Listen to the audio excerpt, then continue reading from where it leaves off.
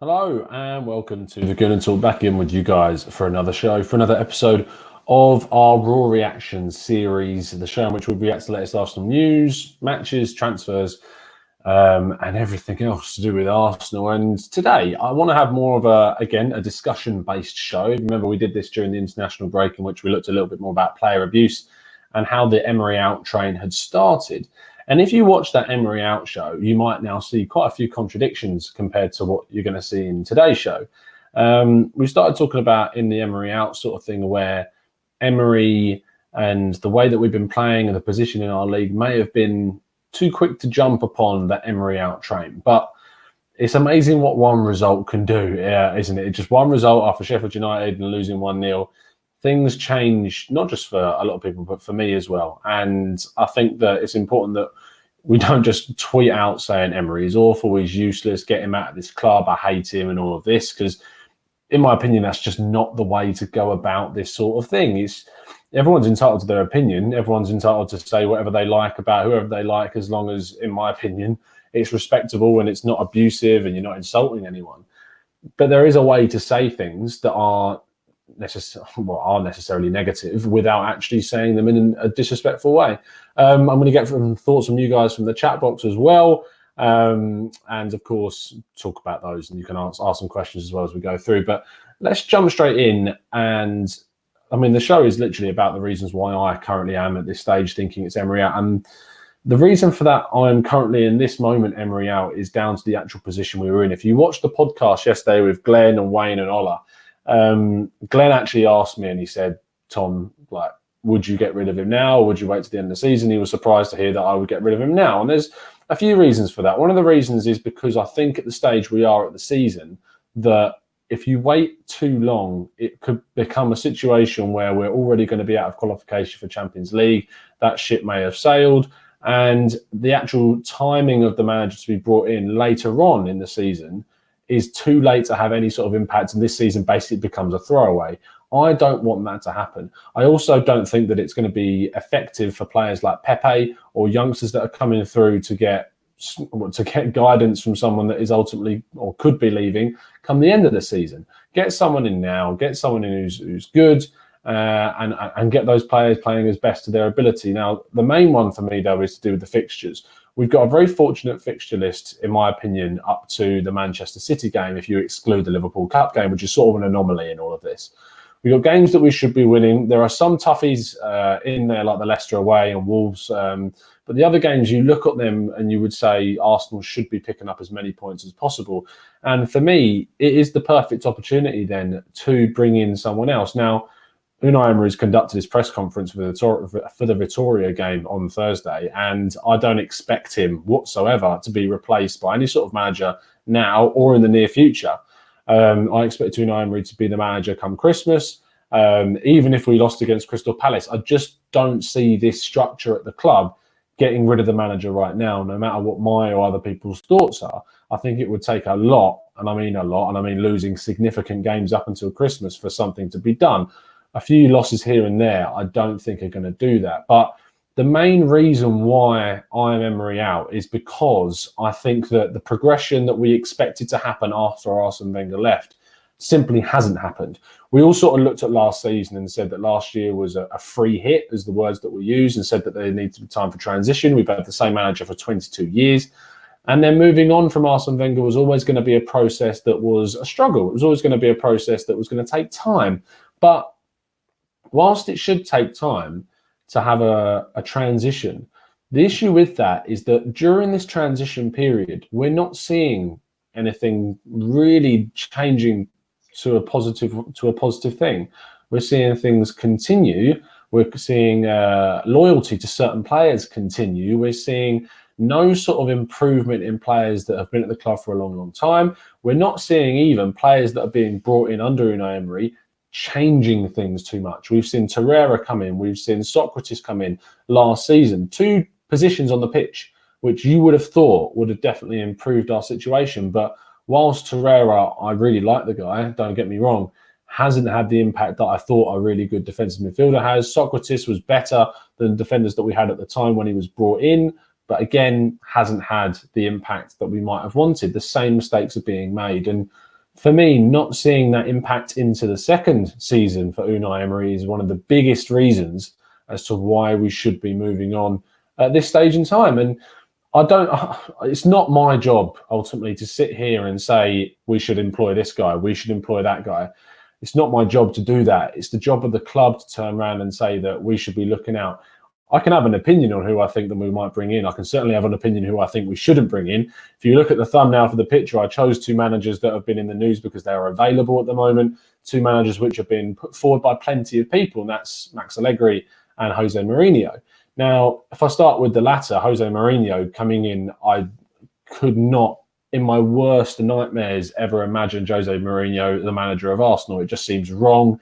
Everything that happened in the history of Mourinho with Arsenal, it just doesn't sit right with me. And also the fact that he's a very defensive-minded manager. We've had someone come in who I thought would improve us defensively. And whilst I think that Mourinho would have a better chance at improving us defensively, it's not the way in what I want to see us change. I want us to see Arsenal become... I mean, we used to be talking about when Arsene Wenger was here as we want our Arsenal back at the free-flying, nice passing style. But quite frankly, I'd take the passing style that we had towards the end of the Arsene Wenger era, where we actually created a fair few chances. It was just defensively we were very flawed. But at the end of the Arsene Wenger era, we were still creating more chances than we are right now. We weren't the team that were under pressure. We weren't the team that was allowing the opposition to play their game comfortably and without question. That is what we're seeing under Unai Emery. And with Jose Mourinho, I think that would improve. I just don't think we'd see the progressive, protagonistic style that we might want to see our teams take.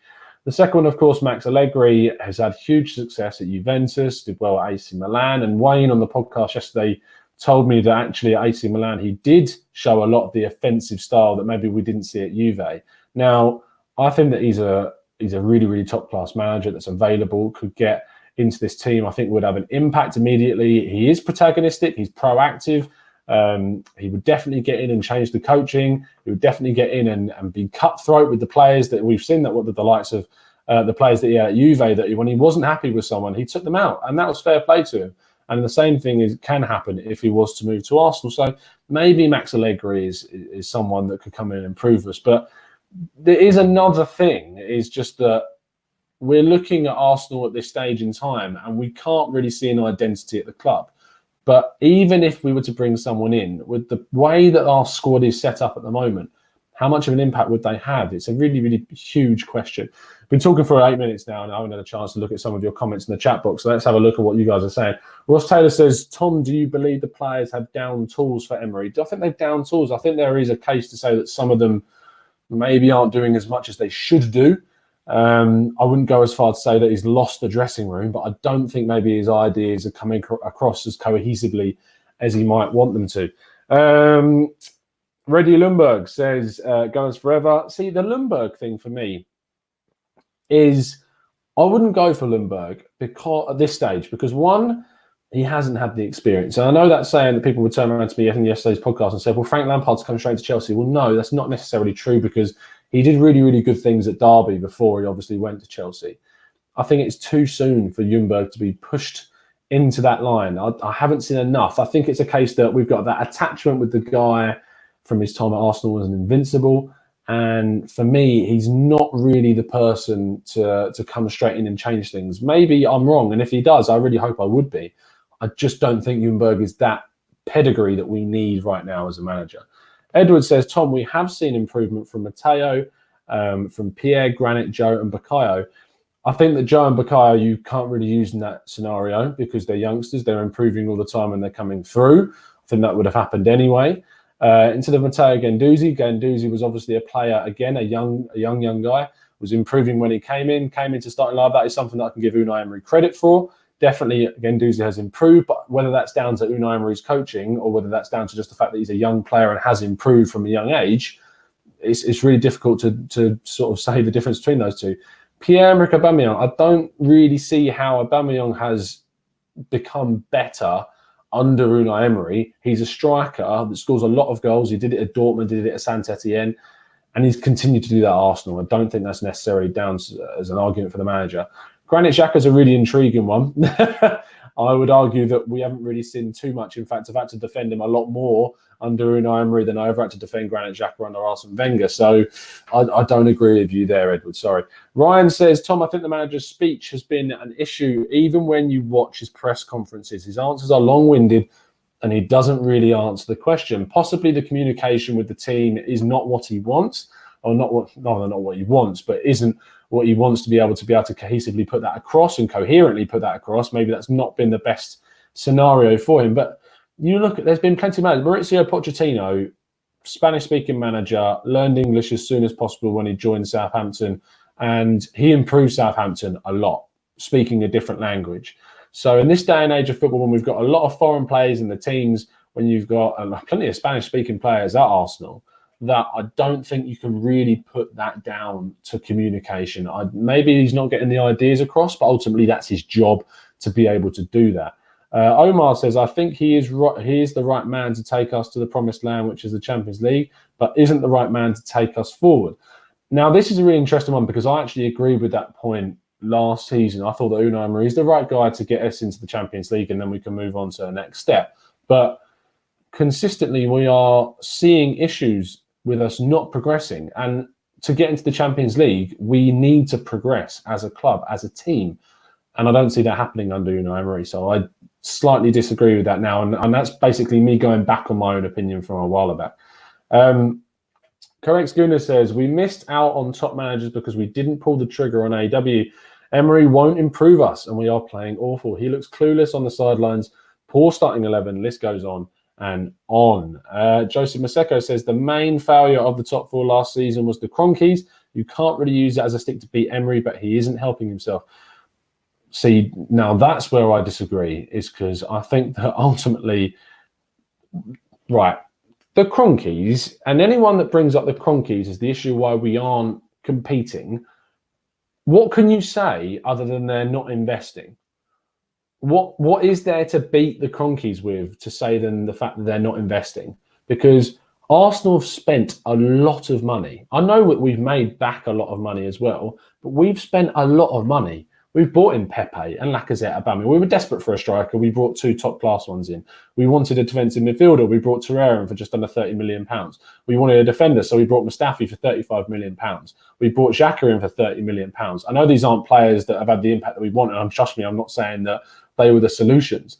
But the biggest stick to beat the Cronkies with is people saying that the Arsenal are not spending money. And that's simply not true. Arsenal are spending. Yes, I know they're recuperating money too, but they're spending. And I don't see us spending double what we spent with investment really changing things that much. I don't see us spending another 100 million on 2 or 3 players and it really changing things wholeheartedly under this current system, because the system is the biggest thing. You can throw money here and there and everywhere, but if you haven't got the right player and you haven't got the right system or the right manager, you're not going to achieve what you want. So this Kroenke thing, it's boring and it has to stop. Because for me, I'm increasingly happier about the Kroenke situation because of the communication that's going on between Josh and the club. I think there's a more coherent, I'm liking that word today, there's a more sort of visible nature to the Kroenkes with Josh sort of out in the open, doing more interviews and talking. I like the structure that's been put in place with Vinay and Raul and Edu. That structure is looking really good. And there's other people in key positions in the club. But ultimately, what happens on the pitch is not down to the Kroenkes. It really isn't. And I don't think that's a defence for Emery that's legitimate in any sort of way. South London's Finest B says, will Aubameyang and Lacazette wait until next season if we don't get Champions League? They're under contract. Past this season, they would have another season left, and I still think that we would renew their contracts. I think that they are committed to Arsenal, and I think that they probably feel that they can outlast this manager. I certainly think that Mesut Ozil probably thinks he can outlast this manager. Omar says, don't get me wrong, I am not Emery Out, but I am edging closer to joining the Emery Out camp with every baffling decision he keeps making. Richard says, I don't understand why Emery don't even know his starting 11 yet. Roy Cropper says he is not the man to take us forward. Tyrone says, would you take Henry until the end of the season? No, I wouldn't. I think that sometimes we need to separate ourselves with the legendary status of players that played for us and actual legitimate and logical decisions. And if you looked at what Thierry Henry did at Monaco, my God, it wasn't pretty. So no, I wouldn't take it. Would I take Patrick Vieira? Possibly, because he's definitely done things at Nice that look positive.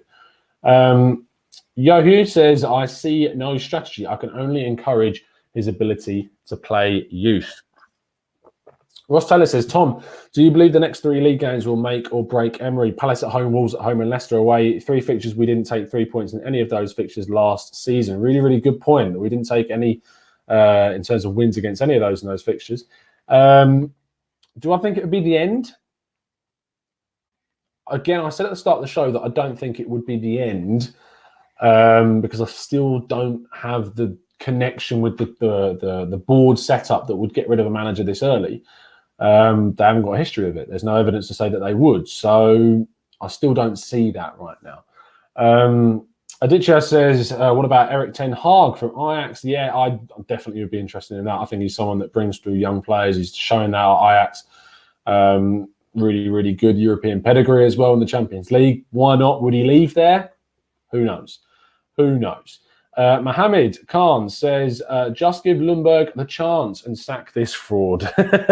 Again, I really don't think that Ljungberg is the guy to take us forward. Partik says, 8 out of 12 goals conceded came from individual errors or corners. You can't blame Emery for that. No, you can, because individual errors also are based on confidence. They're based on coaching. If the players are more clear about what their job is and what they do and what they need to do in certain position on the pitch and the coaching that's coming across, less individual errors are made. It's as simple as that. I don't buy into saying that just individual errors, you can't really have no blame on the manager. Corners, I mean, defend them better, set your team up better. I don't get how you can't. I mean, if you were to say that corners are nothing to do with the manager, that's like managing a Sunday league side or whatever. And if your manager, whenever there's a corner saying, it's up to you guys, you go do you. There's nothing I can do if you concede. It's not my fault. It's on you. You see what I mean? It doesn't really work. So I think that there are definitely areas in that would contribute towards the manager's blame in certain areas. Richard says, Tom, we kept losing silly points, Watford, United, Spurs and Sheffield. And again, these are just more sticks to beat the manager with. These individual errors are happening because there's no structure, says Jalse. I think that is spot on. That's exactly what I'm saying. Edward Denham says, oh, that's not very nice. He's not a clown. He's just entitled to his opinion. Junior Gunner says, Tom, will Pepe ever be worth 72 million? I hope so. He certainly looked like it last season, but I'm not sure about that going forward. Jubilani says, what about Pochettino? I mean, can you imagine? Can you imagine how angry they would be? Would I take him? Yes, of course I would take him. It'd be hilarious. And he's a really, really good manager, and it hurts me to say that. But yeah, of course I would. Joseph is retorting to the Kroenkes, fair play. He says, the Kroenkes' late reaction and poor management over 10 years is why we are where we are. The investment last season was not great. January in particular, the model changed when Liv are OP. When Liverpool are over the top. And to be honest, Liverpool have a self-sustaining model just like us. Liverpool have a fantastic business model. I'm hugely jealous of it. But again, I don't see the Kroenkes as the big issue here. I really, really don't see that. You can say they're slow to react to things, but decisions have been made. They brought in someone, and it's not changed things. So I'll put that down to the poor choice. I mean, when you actually ultimately, we know that Stan Kroenke is not a football man. He's not a football man, but Josh is now involved and has employed 3 people who do know football. Raul Sanllehi knows football. Vinay Ventukasham knows the commercial side. Edu has done brilliant things in the Brazil national setup. You can't say that these people are not football people that are in our structure now. We needed that for a long time, for football people to be up and in the higher reaches of our football club. And that has changed. So again, I'm not privy to that idea. Shane Joshua says, I never rated Emery in the PSG versus Barca game, told me all I needed to know. He's out of his depth, lacks a vision, and hasn't really improved us. Rashid says, Tom, what do you think of the VAR situation? I think that we are the worst executors of VAR across the continent. How it's done in Europe is how I would do it, even though there are teething issues, but that's just the only real examples that we've had Slight tangent, but I think that the way that we're doing it in the Premier League just isn't good enough. Ryan Williams says, Tom, what's the difference between Bruce Rioch and Emery? I grew up on Arsene Wenger, so my knowledge of him is dull, and all I know is that he bought Bergkamp and Platt. I mean, the difference, again, I also, 24-year-old, only grew up with Arsene Wenger, and I wasn't able to experience Bruce Rioch like I know plenty of other people were. But there was a reason why they got rid of him and moved on from him, and there must have been a reason for that. I know that results weren't great after George Graham left, but that's fair enough. There's huge differences between them stylistically and what they bring to the team. But in terms of the actual situation, there's definitely similarities that you can probably draw. Big Gunner D says, Emery is a video coach. He's too focused on stopping the opposition, which is interesting because we're not seeing too much change in our lineups, in our tactics. There's not much change going on between game by game. So maybe he's actually not successfully put. Maybe that's more damning on the manager that we're not seeing enough change. Ross Taylor says, Tom, do you believe this board will go for a top manager, or will they go for someone like Arteta? It depends on who's available. It really does. I think that if they could have got a top manager, they would have done. But I really don't know. I really don't know. Joe says, no, they don't. They're not self-sustaining. 200 million invested into Liverpool still doesn't change the fact they haven't invested in anything Arsenal. Again, Joe, I really suggest go do some research, mate. Liverpool have got a self-sustaining model. You look at the sales that they've made from players like Coutinho and Suarez, and that's not just them. You go and have a look. It is a self-sustaining model that they have there. They might be investing a bit more than they are putting in, or they're rather getting, but trust me, it is a self-sustaining model. Go and do some research on it. Pommy says, hi from Taiwan. Our transition of play from defence to attack is way too slow when you look at the pace we have up front. The actual connection is a great point, Pommy. The connection between the midfield and the attack is really becoming a big issue because we're playing so passively in the midfield with Guendouzi and with Xhaka, and then a more creative and progressive player like Ceballos or Willock or Ozil. There's not enough creativity, there's not enough drive, not enough of a connection, not enough links between the midfield and the attack, and that's definitely something that we need to be concerned about. Jabalani says, we need tried and tested top coaches that play Champions League every week. Rafa, Diego Simeone, etc. But Mu is not welcome at Arsenal. Emery has so much fear, some plenty of points in there. I think that Rafa is an interesting one, Rafa Benitez. I think a lot of people turn their nose up to him, but maybe you could come in and do a job. I thought he did a good job at Newcastle and Napoli as well. To be fair to the guy, Lucian D says, I blame the board and Wenger. Klopp was available, Wenger didn't step down, and the rest is history. Ryan Williams says Guendouzi needs someone stronger and quick round him. He certainly does. That's why I think Torreira next to him would be better. But it's just intriguing to see what's going to go on. Omar says, I think we need a Mourinho type of manager. What I mean is that we need a manager who is willing to call out players after bad performances. Emery is a coward and always defends these players. I think that ultimately it's a manager's job to defend their players. I'd never criticise a manager for not defending his players. That's what you would do. I see what you're saying, Omar. I just think that he needs to call out the players more in terms of their accountability off of that, in terms of if Xhaka plays badly, he needs to be taken out of the team. There needs to be some sort of accountability and responsibility for the actions of those players. So take the player out, and then that's fair enough. But there's no responsibility being taken because players like Xhaka or Pepe have a bad performance and then they play the next game. And that's not good. And it's really not a good sort of environment to set your team up in. Sepang says Emery's away record in his last season with Sevilla, 1-0, draw 9, lost 10. Who hired this guy? Partik says getting defensive managers will not improve us because we don't have the players for that type of football. Maybe they would bring some of them in, but I agree with you. I don't think we have enough of that type of player to be able to do that. No way, Jose, says Ryan Williams. Phil Holt says Mourinho lost the dressing room in his last few jobs by hitting out at them. And so we want someone that maybe calls the players out, but then we're looking at managers that call out their players too much. I mean, where is the middle ground? Where is that middle ground? Awulo says Emery is lost. He's out of depth at our club. And Edward Denham says, do you think that we should bring Lee Carsley in as coach? Lee Carsley? I'm going to be honest with you. I've never heard of Lee Carsley. And that's probably really bad for my opinion. But I've not heard of him whatsoever. Let me just check who he is. He is a former professional football coach, isn't it? Specialist national coach for the England's under-21s team.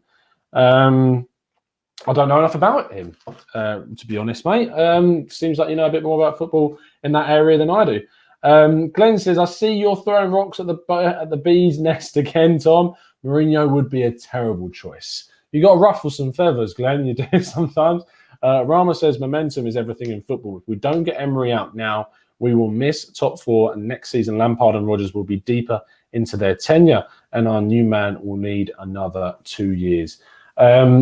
I think that there's a lot can be said on this. I think there's plenty of players and plenty of coaches that could easily do better than what Unai Emery is doing right now, in my opinion. But ultimately, that is just my opinion. That is what we're here to discuss. But ultimately, I want to see what your thoughts are. So thank you ever so much for tuning in. If you would like to leave a comment, please do. Tell me in the comments what are your thoughts on Unai Emery right now. What is he doing wrong? What does he need to do to improve? If you wanted to bring someone else in, who would you? And don't just put a random name, put an explanation. Tell me why you would bring that person in. If you think that Mourinho should come in, fair play to you. I disagree. But let me know in the comments why. Why should it be someone like Mourinho? I really, really would like to read through all those comments. I know that I can't respond to all of them. It would take me forever. But I do read through every single one of them. So do know that. I've really, really enjoyed having a chat with you guys as per. I hope that you have enjoyed this sort of another bit of a therapy session once again to discuss Arsenal's situation. If you have, please give it a like. Please obviously subscribe if you're new around here with those notifications turned on. And I will see you again very, very soon. But other than that, we're going to have the game against Vitoria tomorrow. There's going to be a Raw reaction show straight after that. No Eyes of the Opposition show this week. It just didn't fall into the schedule, unfortunately. I couldn't get the person that was originally coming on to fit it into their schedule. But hopefully there will be one for Palace. I've got a couple of people in mind that I want to talk to about that. So fingers crossed that we can get the result in midweek and at the weekend. But if we don't, my God, those pitchforks are going to be out hard and fast. So we're going to be interested to see what happens there. I hope you've enjoyed the show. I hope you enjoy the rest of your day and your week. And I will see you again tomorrow for the Raw reaction show straight after the Vitoria game. And as always, up the Arsenal.